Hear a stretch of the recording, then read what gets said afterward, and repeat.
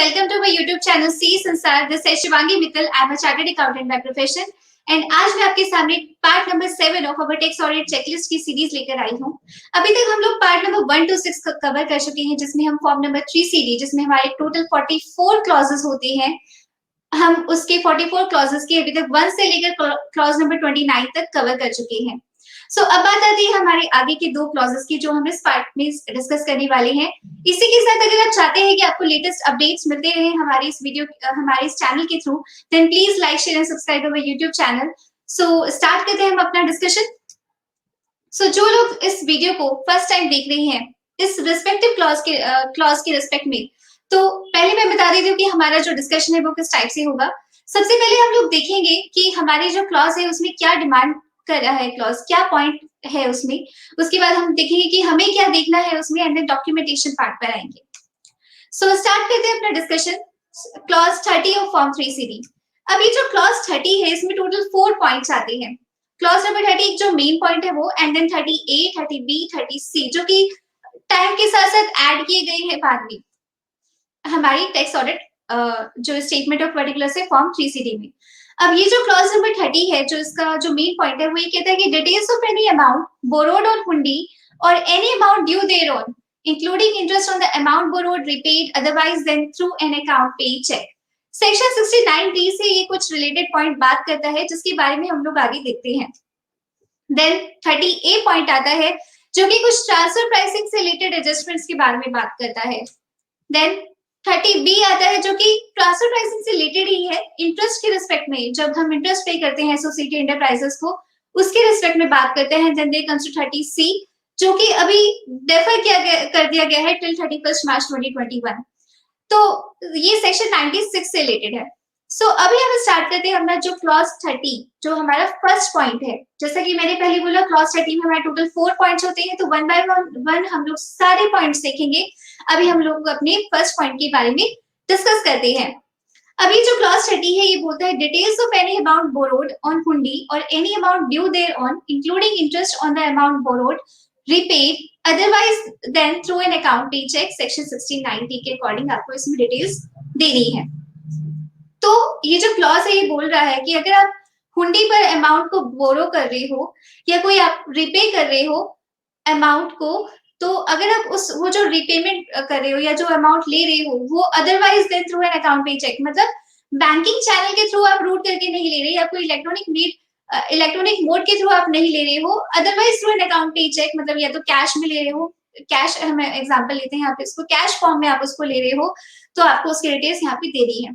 अब मेरे मन में क्वेश्चन आता है कि ये हुंडी क्या होता है। सबसे पहले तो हम हुंडी जानते हैं, लेकिन अगर मैं इसको इनकम टैक्स एक्ट में डेफिनेशन जो हमारा सेक्शन नंबर 2 है उसमें चेक करती हूँ तो हुंडी की कहीं भी डेफिनेशन गिवन नहीं है एज पर income tax act.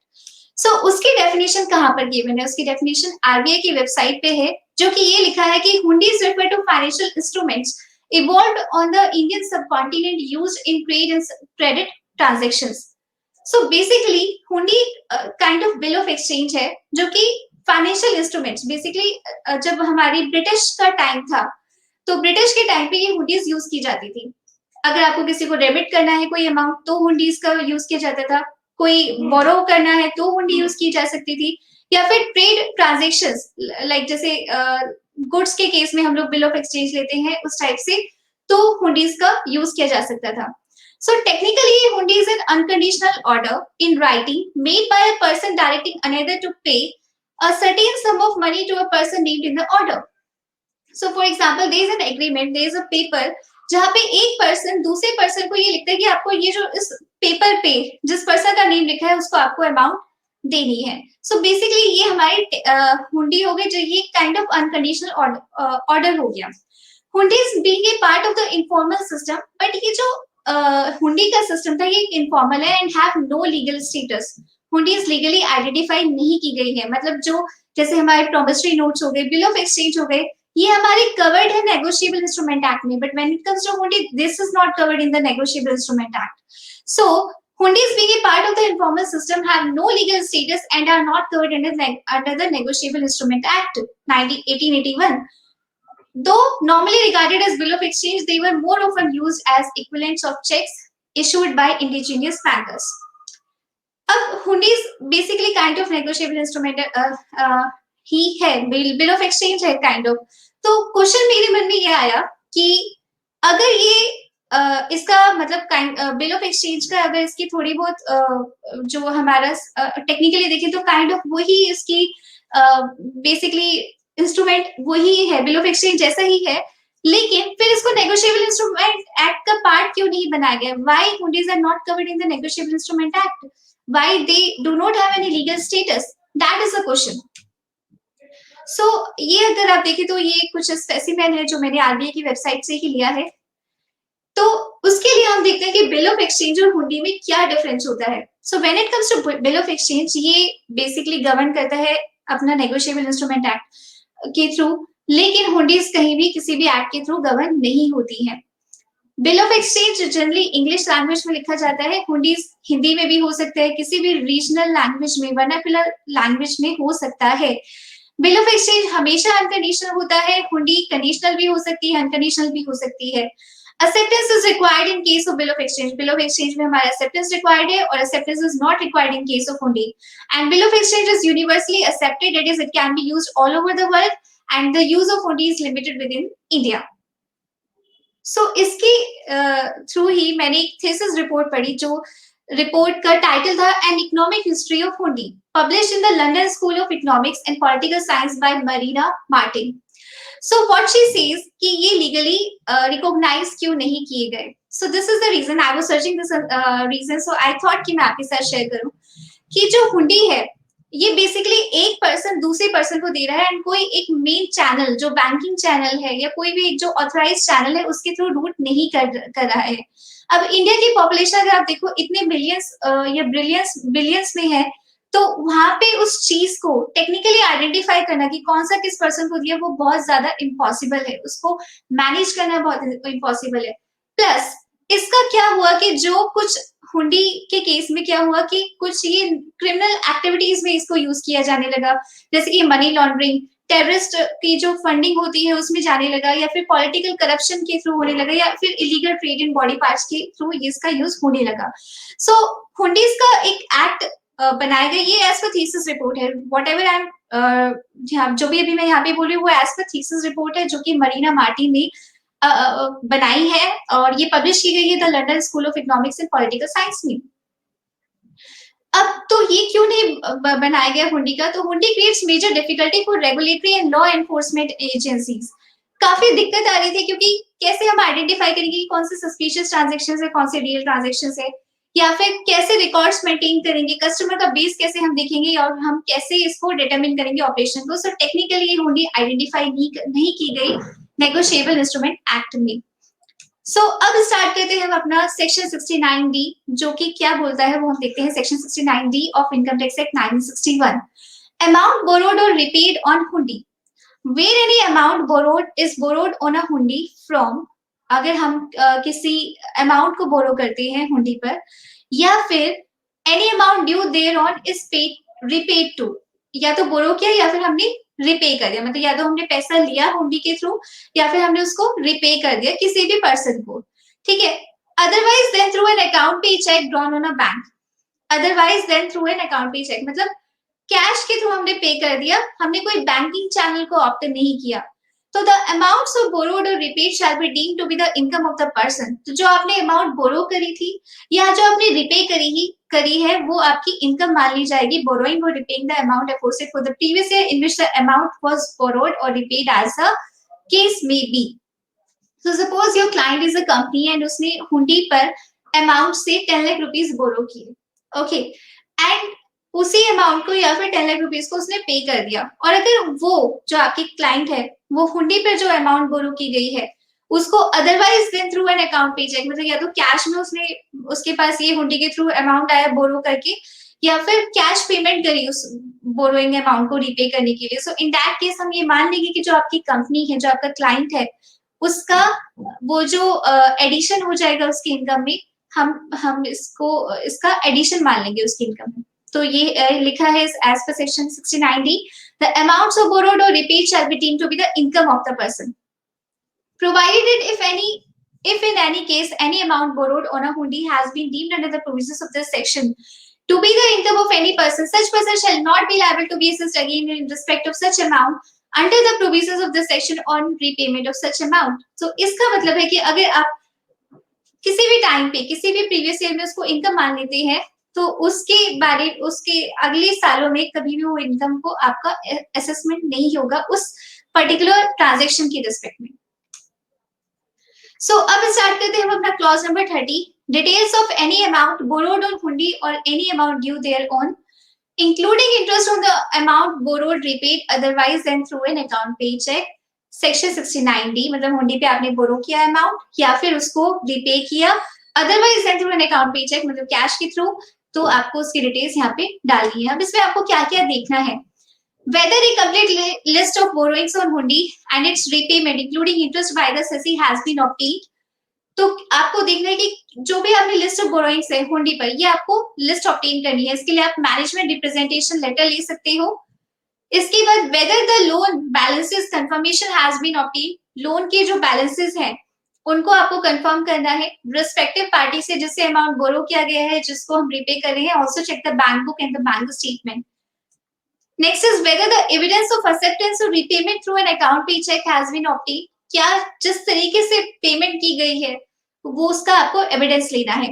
Next is in the absence of conclusive or satisfactory evidence whether the auditor has obtained suitable certificate or management representation is in this regard। अगर कोई satisfactory evidence आपको नहीं मिल रहा है तो क्या उसने कोई सर्टिफिकेट या मैनेजमेंट रिप्रेजेंटेशन लिया है, ऑडिटर को वो लेना है। और क्योंकि ये सारे करंट ईयर से रिलेटेड हम लोग ये डॉक्यूमेंटेशन देखेंगे सो ये हमारी करंट ऑडिट फाइल्स में आएगा। सेकंड, इसके अलावा आप ये भी देख सकते हैं जो हुंडी है उसका एक जो डॉक्यूमेंट होगा वो आप देख सकते हैं। ये सारे डॉक्यूमेंट्स ही आप लोग देख सकते हैं। अब आते हैं हम अपनी क्लॉज नंबर 30 की सेकंड पॉइंट पे जिसको हम क्लॉज 30A की तरह देखोगे आप अपने टैक्स ऑडिट की जो स्टेटमेंट ऑफ पर्टिकुलर्स है फॉर्म 3CD में। क्लॉज 30A ये कहता है कि whether primary adjustment to transfer price as referred to in subsection 1 of section 92CE has been made during the previous year। क्या प्राइमरी एडजस्टमेंट हुई है ट्रांसफर प्राइसिंग की रिस्पेक्ट में as referred to in subsection 1 of section 92CE has been made during the previous year। So what is the primary adjustment and what is the section 92CE subsection 1? So let's understand। ये हमारा जो आप screen पर देख सकते हैं ये हमारा सेक्शन 92CE है of Income Tax Act 1961। So what does this subsection says? It says where a primary adjustment to transfer price has been made suo motu by the assessee in his return of income made by the AO has been accepted by the assessee is determined by an advanced pricing agreement entered into by the assessee is made as per the safe harbor rules is arising as a result of resolution of an assessment by way of the mutual agreement procedure under an agreement entered into under section 90 or 90A for avoidance of double taxation the assessee shall make a secondary adjustment। तो सबसे पहले जब भी हम clause 30A के बारे में बात करेंगे तो वो उन्हीं एसएससीज पे एप्लीकेबल है जिन पर ट्रांसफर प्राइसिंग का जो ट्रांसफर प्राइसिंग की प्रोविजन है वो एप्लीकेबल है। नंबर 1, जिन पे ट्रांसफर प्राइसिंग की प्रोविजन एप्लीकेबल है उन्हीं पर क्लॉज 30A लगेगा। नंबर 2, ये सेकेंडरी एडजस्टमेंट के बारे में बात कर रहा है। 92CE यहाँ पे सेकेंडरी एडजस्टमेंट के बारे में बात कर रहा है, प्राइमरी एडजस्टमेंट के बारे में बात नहीं कर रहा। प्राइमरी एडजस्टमेंट बेसिकली होती क्या है, what is the difference between the primary adjustment and the secondary adjustment. Primary adjustment is basically for example अगर आपकी एसोसिएटेड एंटरप्राइज है बाहर और आपको उसको से $100 में या $10 में आपको उसको कोई प्रोडक्ट एक प्रोडक्ट की प्राइस $10 आती है, आपको उसको आर्म लेंथ प्राइस जो $10 है उस पर देना चाहिए था। अब नाउ व्हाट यू डिड कि आपने उसको $8 पे दिया। सो दैट मीन्स आपने $2 अपनी इनकम जो है कम दिखाई है। सो वो जो $2 की है वो जो आप एडजस्टमेंट करोगे वो आपकी प्राइमरी एडजस्टमेंट में आएगी because this is the main adjustment जो आपने करी है। किसी के साथ क्या होगा, अब सेकेंडरी एडजस्टमेंट समझते हैं कि जब ये हमने एडजस्टमेंट करी कि हमने दिखाया आर्म लेंथ प्राइस पर उसको लेकर आ गए, एडजस्टमेंट कर दी प्राइमरी एडजस्टमेंट। सो क्या होगा कि वो जो एसोसिएटेड एंटरप्राइज है जो अभी पहले $8 देने वाली थी हमें इंडिया में उसको $8 देने थे, अब वो उसके हिसाब से उस एडजस्टमेंट से उसको $10 देने पड़ेंगे। मतलब अगर वो डेटर की लिस्ट में खड़ी है तो पहले $8 थी, $2 की एडजस्टमेंट हुई, अब वो $10 देगी। सो जो $10 है वो जो सेकेंडरी एडजस्टमेंट है वो इस अगर वो payment as per rule 10CB में वो कहते हैं कि 90 डेज के अंदर वो आपकी पेमेंट आ जानी चाहिए। अगर वो 90 डेज के अंदर नहीं आते तो आपको इंटरेस्ट लग जाएगा, जिसको भी हम आगे देखेंगे अपनी स्लाइड्स में। तो जो सेकेंडरी एडजस्टमेंट हम वो इंटरेस्ट वाली करेंगे या जो भी उससे रिलेटेड डिटेल्स है वो हमारी सेकेंडरी एडजस्टमेंट कहलाएंगी। सो जो सेक्शन 92C है वो ये बोलता है कि where a primary adjustment to transfer price has been made. Primary adjustment कब कब हो सकती है, या तो ऐसे खुद से ही आमलन प्राइस पे दिखा दे अपनी ट्रांजेक्शन को, या फिर एओस में एडिशन कर दे, या फिर एडवांस प्राइसिंग एग्रीमेंट हो तो उससे एडिशन हो जाए प्राइमरी एडजस्टमेंट की, या फिर सेफ हार्बर रूल्स लग जाए।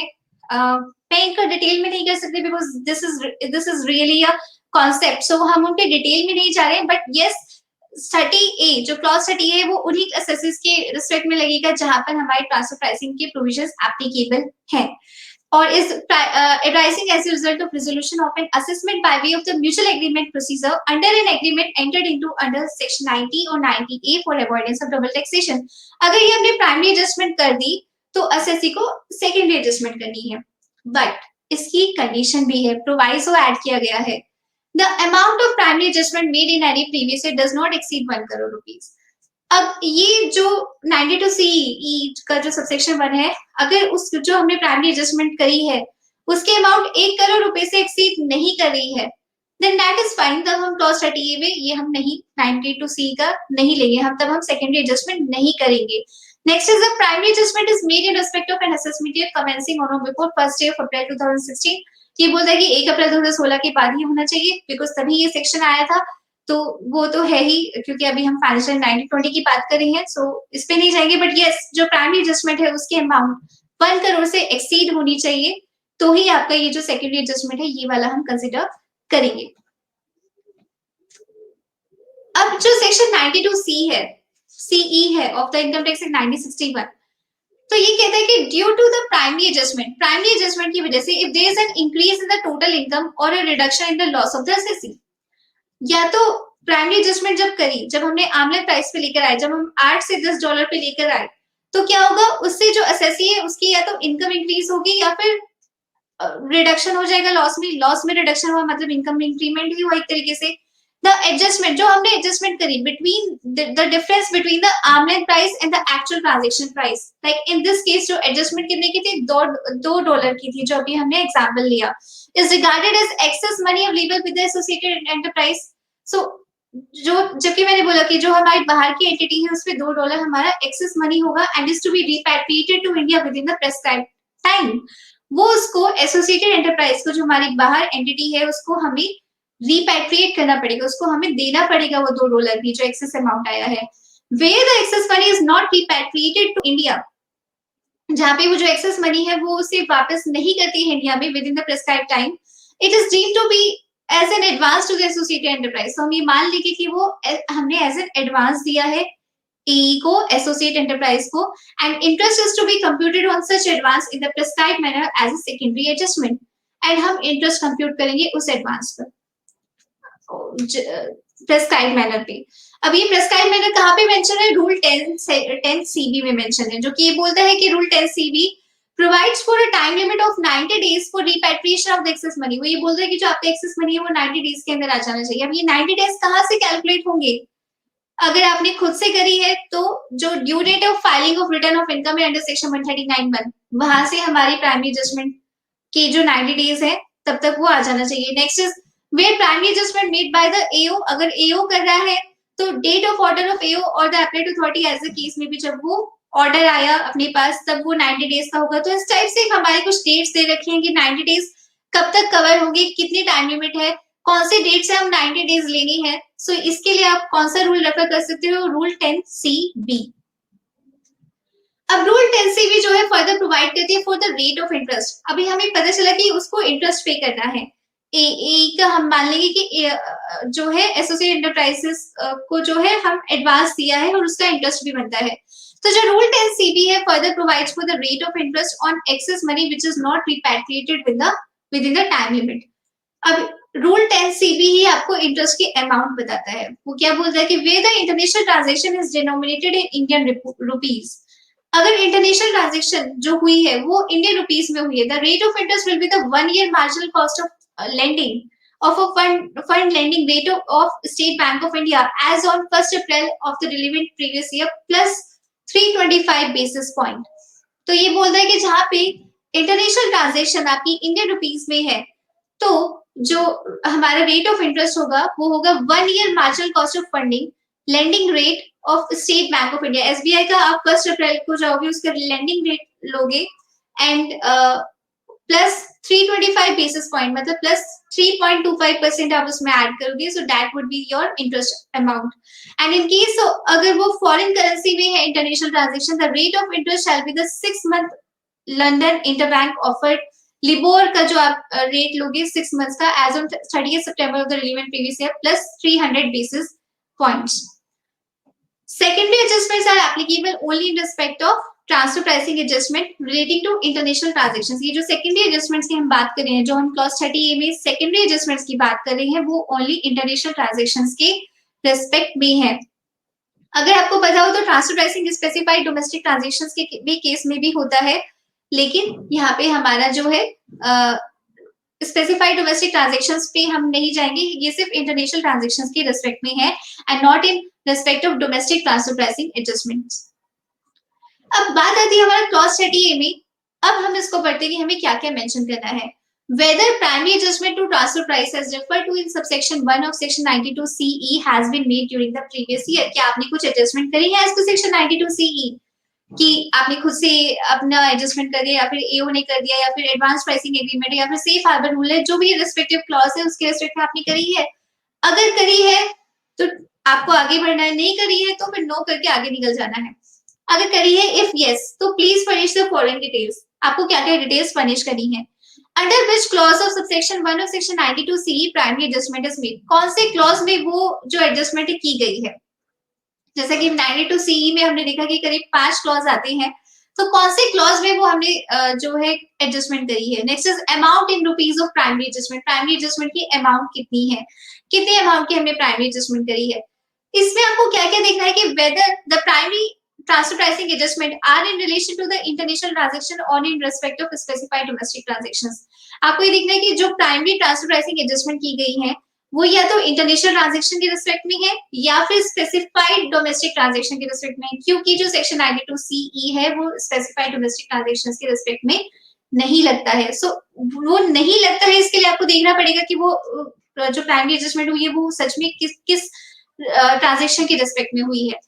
Next is whether the amount of primary adjustment made in any previous year exceeds rupees 1 crore। फिर सेकंड वो 1 करोड़ से एक्सीड नहीं होना चाहिए, बिकॉज सेक्शन 92CE तभी लगता है जब 1 करोड़ से ऊपर हो।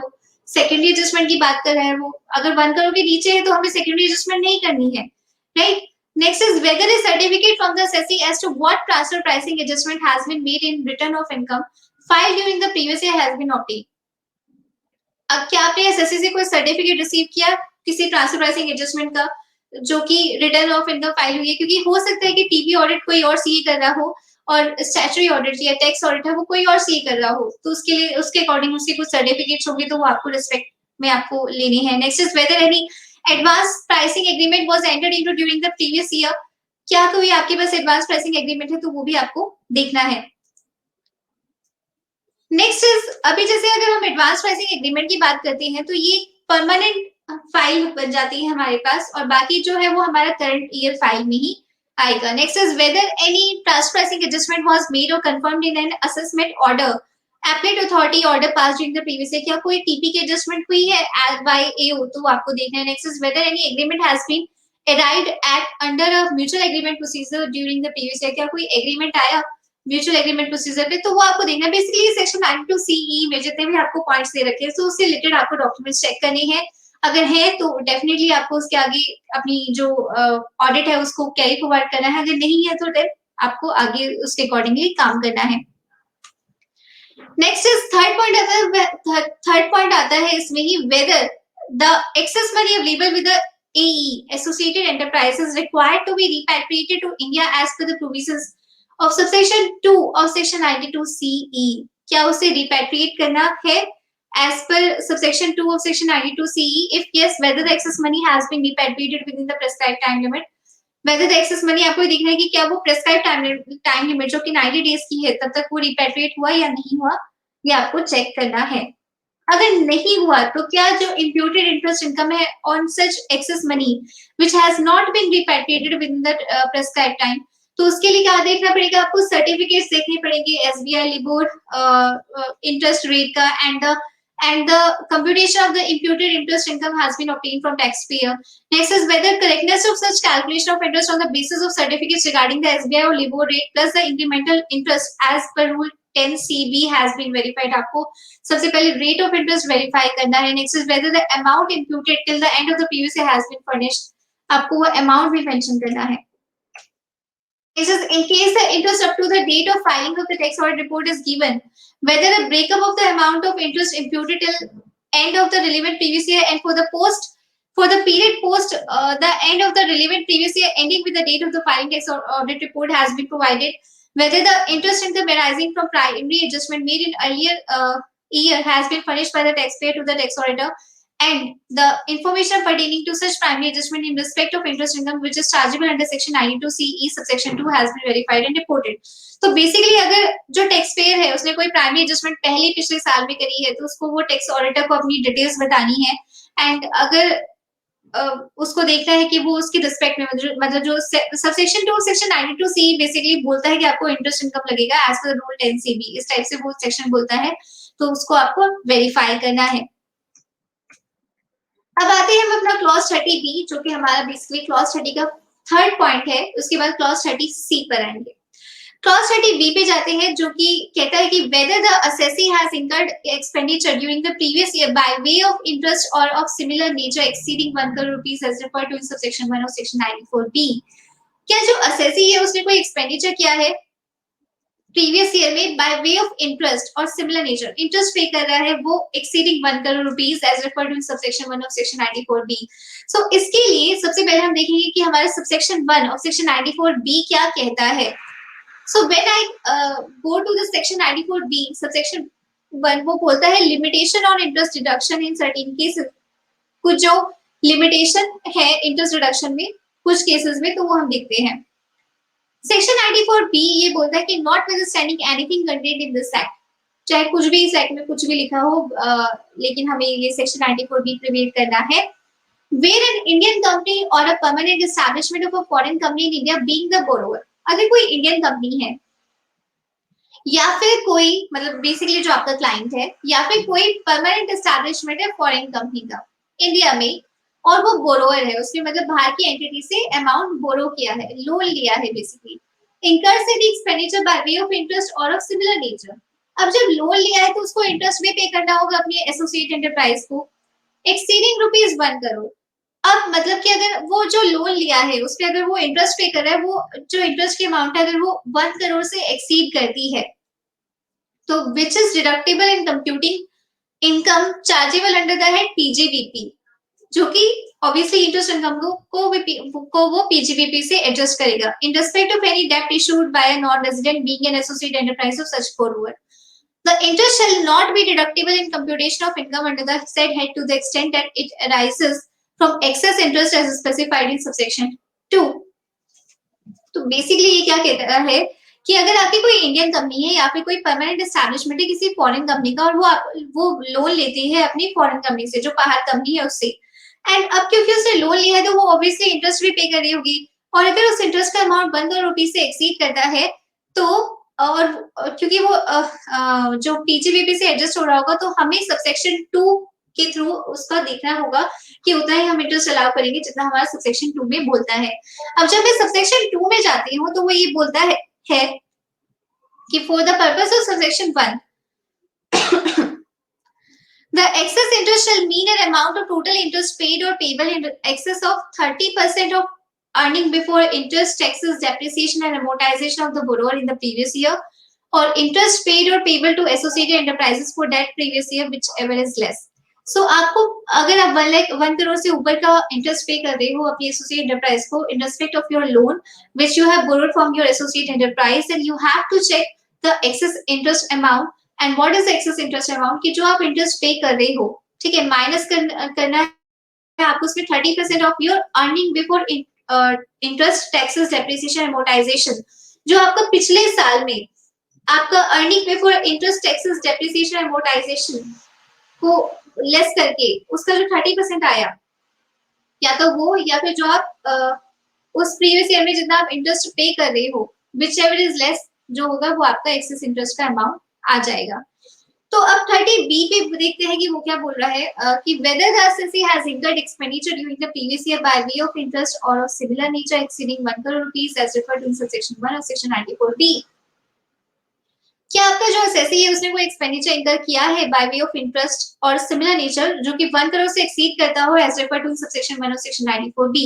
सो सबसे पहले अगर मैं क्लॉज 30B की बात करूं तो वो कब कब एप्लीकेबल है। फर्स्ट, आपकी जो एंटरप्राइज है, जो आपका क्लाइंट है, उसमें ट्रांसफर प्राइसिंग की प्रोविजंस एप्लीकेबल होनी चाहिए। अगर ट्रांसफर प्राइसिंग के प्रोविजंस एप्लीकेबल है, देन डेफिनेटली आपको ये 30B को एक बार कंसीडर करना होगा।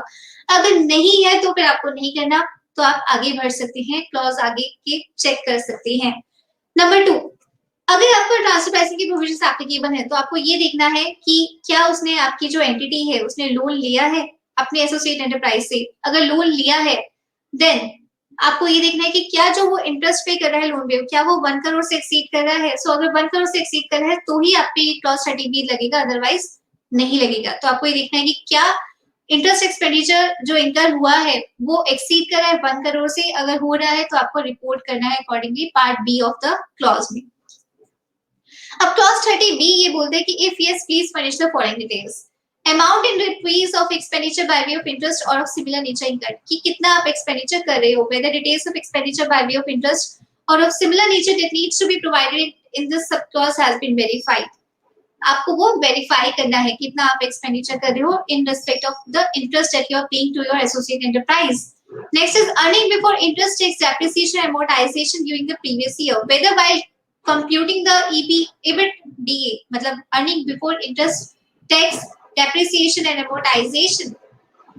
The figures as per the final audited standalone accounts of the company have been considered। आपको ये देखना है कि आपका earning before interest tax depreciation amortisation during the previous year आपका कितना था। Amount in rupees of expenditure by way of interest or of similar nature as per 1 above which exceeds 30% of EBITDA as per 2 above।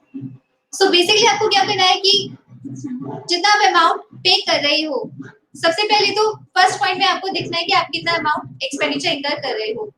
फिर आपको अपना earning before interest tax depreciation amortisation का amount लिखना है during the previous year second point में। फिर आपको amount in rupees of expenditure by way of interest और similar nature as per 1 above which exceeds 30% of EBITDA as per 2 above। मतलब आपने जो 1 और 2 में से जो आपका सेकंड पॉइंट में EBIT आया था, EBITDA आया था, उसका 30% निकालोगे और जो फर्स्ट पॉइंट में इंटरेस्ट था उसको सेकंड पॉइंट से लेस करोगे, वो वाला अमाउंट जो है यहाँ पे थर्ड पॉइंट में आएगा। अगर आपका अर्निंग नेगेटिव है तो if yes the entire interest and other similar expenditure as per item 1 need to be given here.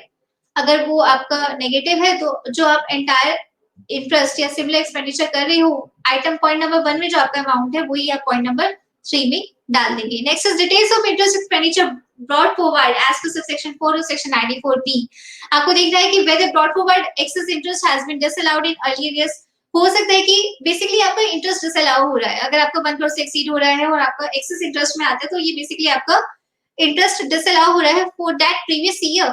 सो आपको ये देखना है कि क्या कोई ब्रॉट फॉरवर्ड एक्सेस इंटरेस्ट है वो डिसअलाउ किया गया है in earlier years which has not been allowed as a deduction and which is available for deduction during the year under audit. Details of interest expenditure carry forward as per subsection 4 of section 94B। Check whether there is carry forward excess interest। अगर आपको देखना है कि क्या आप interest carry forward करते हुए आ रहे हो, तो अगर है तो आपको आगे कैरी फॉरवर्ड करना है, रिपोर्ट करना है उसको। नाउ अब हम स्टार्ट करते हैं अपना क्लॉज नंबर 30C जो कि क्लॉज 30 का बेसिकली फोर्थ पॉइंट है। Let's start with this clause. ये बोलता है कि whether the assessee has entered into an impermissible avoidance arrangement as referred to in section 96 during the previous year. If yes, please specify nature of impermissible avoidance arrangement and amount in rupees of tax benefit in the previous year arising in aggregate to all the parties to the arrangement। ये जो clause है ये applicable नहीं है for the suspended 2021 wide circular number 10/2020 dated 24th of April 2020। सो एक circular आया था 10/2020 24 अप्रैल 2020 को, जो कि कहता है कि ये जो क्लॉज है क्लॉज 30C ये आपका एप्लीकेबल नहीं है for this financial year. So what is this circular. मैंने जस्ट ऐसे ही छोटा सा उसका एक स्लाइड लगाई है। ये बोलता है सर्कुलर कि section 44 AB of the Income Tax Act 1961 read with rule 6G of the Income Tax rules requires 44 AB is related to the tax audit। 6G बोलता है कि आपको कुछ अपनी ऑडिट की फॉर्म्स में आपको रिपोर्ट फर्निश करनी है। Requires specified persons to furnish the tax audit report along with the prescribed particulars in Form 3CD. The existing Form number 3CD was amended by notification number.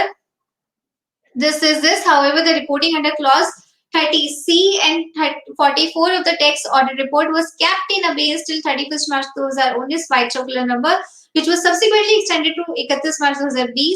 Several representations were received by the board with regard to difficulty in implementation of reporting requirement under clause 30C and 44 of form number 3CD of the income tax rules in view of the global pandemic due to COVID-19 virus and requested for deferring the applicability of the above provisions. So basically ये जो provisions है ये जो clause 30C है along with clause 44 ये basically defer हो गई है till 31st March 2021 जो कि last paragraph में लिखा हुआ है the matter has been examined and in view of the prevailing situation due to COVID-19 pandemic across the country, it has been decided by the board that the reporting under clause 30C and 44 of the tax audit report shall be kept in abeyance till 31st March 2021.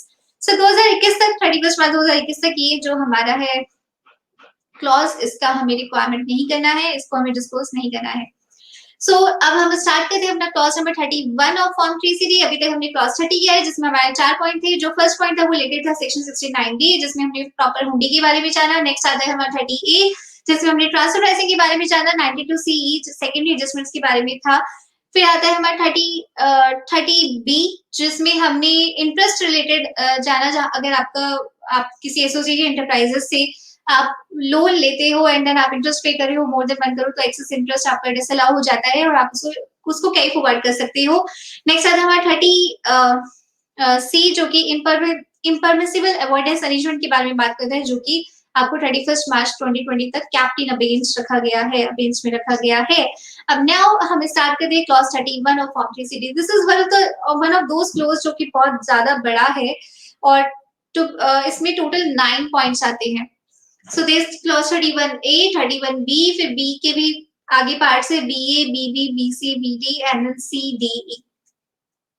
सो इसके लिए मैंने क्या किया है कि मैंने देखा कि कौन कौन से सेक्शंस के ऊपर ये बात कर रहा है।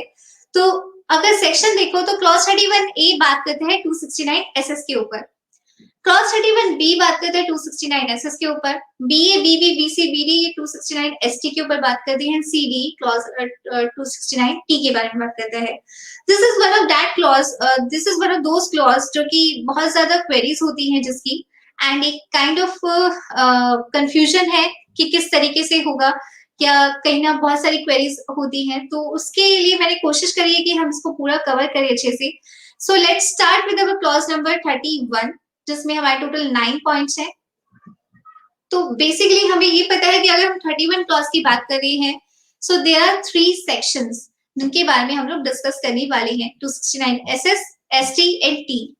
सो 269 SS के बारे में बात करते हैं। तो ये जो चैप्टर है ये है requirement as to mode of acceptance payment or repayment in certain cases to counteract evasion of tax. So ये कुछ सेक्शंस इंट्रोड्यूस किए गए इनकम टैक्स एक्ट में ताकि हम इवेजन काउंटर एक्ट कर सकें इवेजन ऑफ टैक्स को, मतलब कि इवेजन ना हो टैक्स का। सो इसलिए बेसिकली ये सेक्शंस इंट्रोड्यूस किए गए जैसे 269 SS है, 269 ST है, 269 T है, इस टाइप के ये कुछ सेक्शंस इंट्रोड्यूस किए गए इनकम टैक्स एक्ट में। सो अब मैं बात कर रही हूँ 269 SS वाले सेक्शन की जो कि बोलता है mode of taking or accepting certain loans deposits and specified sum. ये आपको कुछ बेसिकली जो 269 SS है उसका जो मेन सेक्शन है वो मैं ये बताओ मतलब 269 SS में ये है कि कुछ मोड ऑफ टेकिंग दे रखा है, मतलब कि आपको कुछ तरीके बता रखे हैं कि आप इसी तरीके से इतने अमाउंट तक का आपको अलाउड है कि आप लोन वगैरह ले सकते हो, लोन या डिपॉजिट ले सकते हो। अगर आप इससे ज्यादा लोगे तो वो आपकी इनकम में ऐड हो जाएगा। So let's start with our 269 SS के बारे में। No person shall take or accept from any other person here referred to as a depositor. So किसी भी पर्सन को एक्सेप्ट नहीं करना है, मतलब किसी भी पर्सन को रिसीव नहीं करना है, ना ही लेना है ना ही एक्सेप्ट करना है किसी भी पर्सन से, किसी भी दूसरे पर्सन से एनी लोन और डिपॉजिट और एनी स्पेसिफाइड सम, ना तो कोई लोन लेना है, ना ही कोई डिपॉजिट लेना है, या फिर कोई specified sum. Otherwise than by an account पे चेक और अकाउंट पे bank draft or use of electronic clearing system through a bank account. मतलब आप अमाउंट तो ले सकते हो, that is not an issue, but वो आपका अदर देन बैंकिंग चैनल नहीं होना चाहिए, other than electronic clearing system नहीं होना चाहिए, अदर देन कोई डिजिटल मोड ऑफ पेमेंट नहीं होना चाहिए, मतलब बेसिकली कैश में नहीं होना चाहिए। ठीक है। If the amount of such loan or deposit or specified sum or the aggregate amount of such loan or deposit and a specified sum, or on the date of taking or accepting such loan or deposit or specified sum, any loan or deposit or specified sum taken or accepted earlier by such person from the depositor is remaining unpaid, whether repayment has fallen due or not, the amount or the aggregate amount remaining unpaid or the amount or the aggregate amount referred to in clause A together with the amount or the aggregate amount referred to in clause B is 20,000 rupees or more. So basically, suppose for आपका client एक company है, ठीक है, जिसपे tax audit की provisions applicable हैं और आप उसकी फॉर्म 3CD की रिपोर्ट बना रहे हो। अब नाउ वो जो आपका क्लाइंट है वो किसी भी दूसरे पर्सन, ठीक है, एनी अदर पर्सन यूज किया गया, तो पर्सन में कोई भी आ सकता है, कोई इंडिविजुअल आ सकता है, एचएफ आ सकते हैं, दूसरी कंपनी आ सकती है, कोई भी एक्सवाइजेड पर्सन आ सकता है। सो एनी पर्सन, मतलब, और आपका क्लाइंट भी कोई भी हो सकता है जिसपे टैक्स ऑडिट की प्रोविजंस एप्लीकेबल हो। So no person shall take or accept, तो जो आपकी कंपनी है, जो आपका क्लाइंट है, उसको एक्सेप्ट नहीं करना है। सो बेसिकली एक्सेप्टेंस पे करने वाले पर कुछ नहीं है, जो एक्सेप्ट कर रहा है उस पे उसके लिए प्रोविजन है। सो जो भी पर्सन है वो जो एक्सेप्ट कर रहा है वो कोई लोन या डिपॉजिट का अमाउंट नहीं ले सकता अगर उसकी अमाउंट 20,000 रुपीज या उससे ज्यादा है, अदर देन इलेक्ट्रॉनिक मोड की पेमेंट नहीं रिसीव कर सकता। मतलब आपकी जो कंपनी है, जो आपका क्लाइंट है, जो कंपनी है, वो अगर 20,000 तक का लोन ले रही है then that is fine cash में, बट अगर उसको 20,000 से ज्यादा का लेना है, सो इन दैट केस उसको जो है उसको जो है प्रोविजंस ध्यान में रखनी पड़ेगी, उसको 269 एसएस के बारे में ध्यान में रखना पड़ेगा, वो उसको एक्सेप्ट नहीं कर सकता। या फिर जिस टाइम पे वो ले रहा है, on the date of taking or accepting such loan or deposit or specified sum, any loan or deposit or specified sum taken or accepted earlier by such person from the, या तो वो पहले ले चुका, सपोज करो एक previous year में वो ले चुका और दिस प्रीवियस ईयर में भी वो ले रहा है अमाउंट को, तो वो 20,000 से एक्सीड नहीं होना चाहिए। Next is the amount or the aggregate amount referred to in clause A together with the amount or the aggregate amount referred to in clause B is 20,000 rupees or more। मतलब वो loan या deposit कोई भी person other than electronic mode, other than electronic clearing system, other than account पे check, other than account पे bank draft, मतलब कि cash payment के थ्रू 20,000 रुपए से ज्यादा का, 20,000 या उससे ज्यादा का जो है लोन नहीं ले सकता।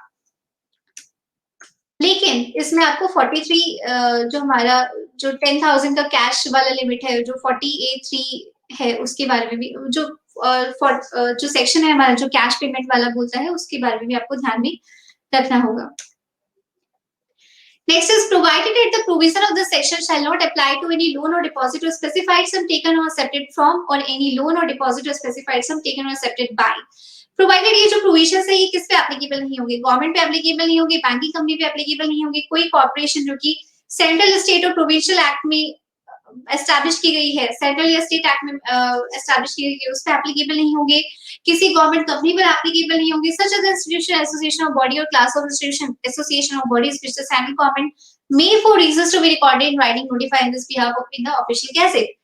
Provided further that the provision of this section shall not apply to any loan or deposit or specified sum where the person from whom the loan or deposit or specified sum is taken or accepted and the person by whom the loan or deposit or specified sum is taken or accepted are both having agricultural income and neither of them has an income chargeable tax under this act। So for example, there are two persons, okay, and there is one person who is into the agriculture and there is another person who is also into the agriculture, and दोनों की income क्योंकि income tax में taxable ही नहीं हो रही है। सो in that case अगर वो जो पर्सन है जिनकी एग्रीकल्चर इनकम है और दूसरे पर्सन की भी एग्रीकल्चर इनकम है और दोनों की इनकम टैक्सेबल नहीं हो रही है और वो एक दूसरे को उनपे ये जो प्रोविजन है ये अप्लाई नहीं होंगे, सो वो एक दूसरे को 20,000 का दे, 25,000 का दे या फिर 2 लाख का दे, 269 एसएस इन लोगों पर, ऐसे पर्सन पर एप्लीकेबल नहीं होगा, प्रोवाइडेड उनकी एग्रीकल्चर इनकम होनी चाहिए एंड कोई भी इनकम उनकी चार्जेबल टू टैक्स नहीं होनी चाहिए। अब एक्सप्लेनेशन दे रखी है कि 269 269 SS में for the purposes of this section, banking company means a company to which the provisions of the Banking Regulation Act applies. Cooperative bank shall have the same meaning as assigned to it in Part 5 of Banking Regulation Act. Loan or deposit means loan or deposit of money. Specified sum means any sum of money receivable, whether such as advance or otherwise. Specified sum मतलब होता है advance, अगर आप कुछ receive करें in relation to transfer of an immovable property, whether or not the transfer take place. अब हम आते हैं क्लॉज 31 के ए में. जैसे कि मैंने बोला क्लॉज 31 में हमारे टोटल 9 पॉइंट्स होते हैं. सो 9 में से हमारा ये ए पॉइंट है जो कि बोलता है particulars of each loan or deposit in an amount exceeding the limit specified in section 269 assets taken or accepted during the previous year. आपको हर एक लोन या डिपॉजिट जो आप एक्सेप्ट कर रहे हो या जो आप ले रहे हो जो कि स्पेसिफाई किए गए सेक्शन 269 एसएस के रेस्पेक्ट में कि अगर आप उसमें फॉल करते हो सो आपको उसके पर्टिकुलर्स यहाँ पे बतानी है. एंड देन 31 बी बोलता है पर्टिकुलर्स ऑफ ईच स्पेसिफाइड सम, और जो भी आपने अमाउंट के स्पेसिफाइड सम लिया है in an amount exceeding the limit specified in section 269 SS taken or accepted during the previous year. So particulars of Act A and B need not be given in case of a government company, banking company or corporation established by the central, state or provincial act. इसमें आपको क्या क्या details देनी है, name of the person from whom specified sum is received. अब इसमें एक question receive होता है कि सपोज करो जैसे 20,000 की लिमिट है, मैंने 30,000 रुपए रिसीव किए, ठीक है. सो इन दैट केस क्या मेरा जो 30,000 है वो अमाउंट जाएगा या सिर्फ 10,000 जाएगा? सो उस केस में आपको 30,000 का ही अमाउंट यहाँ पे जाएगा, इस क्लॉज में आप मेंशन करेंगे. सो इस टाइप का हमारा जो है 269 एसएस से रिलेटेड था. अब नाउ हम 269 एसटी के बारे में बात करते हैं.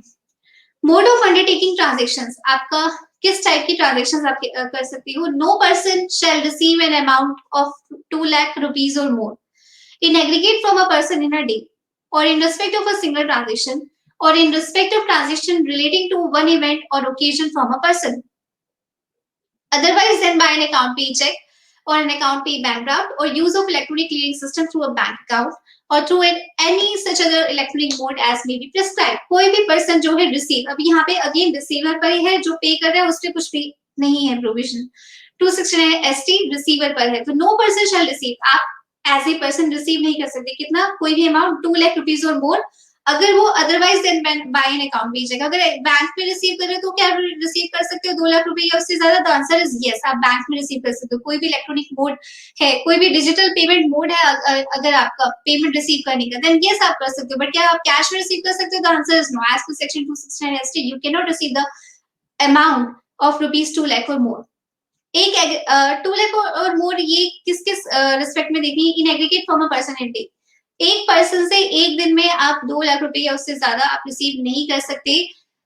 Otherwise than by an account पे चेक, मतलब कैश पेमेंट एक तरीके से, या वैसे कैश पेमेंट मेंशन नहीं किया गया है इनकम टैक्स एक्ट में, वो हमेशा ये बोलते हैं otherwise than by an account पे चेक या इलेक्ट्रॉनिक मोड को छोड़कर अगर आप किसी भी दूसरे तरीके से आप रिसीव करते हो एक पर्सन से एक दिन में एग्रीगेट अमाउंट, तो वो आप नहीं रिसीव कर सकते.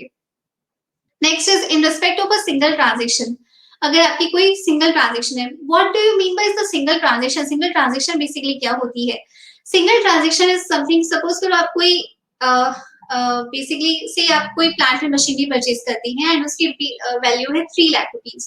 सो एक क्वेरी आई थी मेरे पास जो कि वो बोलते हैं कि मैंने सपोज करो इनवॉइस आपका रेज किया 3 लाख रुपए का है और कैश में पेमेंट करनी है, ठीक है. तो प्रीवियस ईयर में हम 2 लाख का इनवॉइस रेज कर देते हैं, नेक्स्ट ईयर में हम लोग 1 लाख का इनवॉइस रेज कर देते हैं एंड इससे हमारा जो है 269 एसटी की प्रोविजंस नहीं लगेंगी. The answer is no. इस केस में भी लग जाएंगे बिकॉज ये आपकी एक सिंगल ट्रांजैक्शन है और आप उसमें चाहे इनवॉइस स्प्लिट करें या कैसे भी करें तो भी आपको ये 269 एसटी अप्लाई हो जाएगा बिकॉज यहाँ पे जो वर्ड यूज किया गया है वो 269 एसटी का अप्लाई किया गया है, सिंगल ट्रांजेक्शन का अप्लाई किया गया है. Okay. In respect of transaction relating to one event or occasion of from a person, मतलब अगर कोई events related है, one event is something basically किसी transactions हो रही है बट जो भी हो रही है वो सिर्फ एक event को लेकर है, एक पर्टिकुलर चीज को लेकर है, तो या तो उसके रिस्पेक्ट में भी आपको 2 लाख या उससे ज्यादा का अमाउंट रिसीव नहीं करना. ये रिसीवर के ऊपर है, पेयर के ऊपर नहीं है.